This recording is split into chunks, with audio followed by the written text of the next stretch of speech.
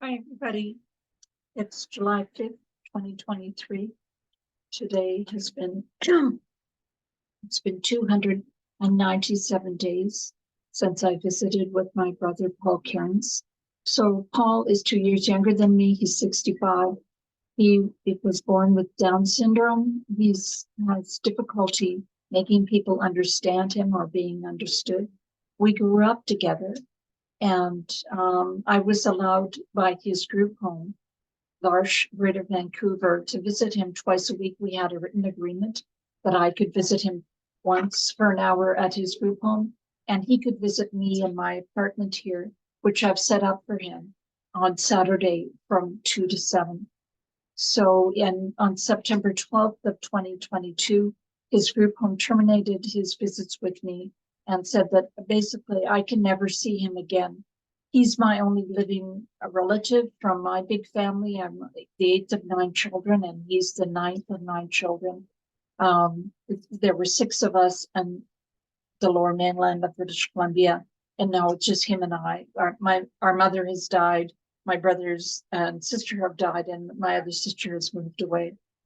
So I have applied to the Supreme Court of BC to restore the visits. That application was dismissed.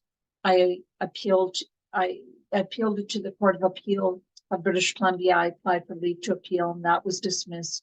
And now my application for leave to appeal to the Supreme Court of Canada is set to be released, or the decision is set to be released tomorrow morning at 6:45 Pacific time.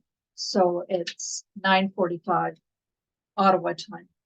So I'm on tenterhooks. I wanted to thank the people first and foremost. I want to thank my sister-in-law and longtime friend, my friend since 1973, Norda Cowan, who lives in Calgary. She has, I contacted her when this first started last year, and I've spoken with her almost every day. And she stood by me. She swore an affidavit on my behalf. She swore a letter of support for me. She has she's moved heaven and earth and done everything that she can to try and restore our visits. She knew us when I was a teenager and living at home with Paul. So she knows Paul and she knows me, and she has been a wonderful support. And I spoke with her today. And Norda, I just want to thank you so much. You're just, I don't know what I would have done without you. I also want to thank Paul Fraser, who has, I've never met you, but you contributed to several times to our GoFundMe account to raise funds for a psychologist to write a report, do an investigation of Larsh and write a report on Larsh's confinement and isolation of Paul. And Jessica Vanderveen, I know you've reached out to your contacts, and you've also contributed to our GoFundMe account, and you've given me so much support. Sue Morley, you're in Australia, but I have heard from bureaucrats who say that you've contacted them. And I really appreciate your help and support. So I just want to thank all my friends. Whatever happens tomorrow, tomorrow won't be the end, no matter what the Supreme Court of Canada judges decided. I will not give up. I'm going to see my brother again. Larsh is not going to have its way. And along the way, if I can help other disabled families of disabled citizens, that would be a wonderful bonus.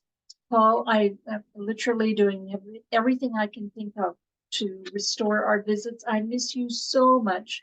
Everything reminds me of you. I still have my Christmas tree up, and that Christmas tree is going to stay up until you're home again. I will hope to see you soon, baby. Take care. And let's keep our fingers crossed. Everybody, all my Facebook friends, please send in a special prayer that we will be granted leave to appeal to the Supreme Court of Canada. It would be a wonderful outcome, and I think it would benefit all disabled people across Canada, which there are many. Bye, Paul.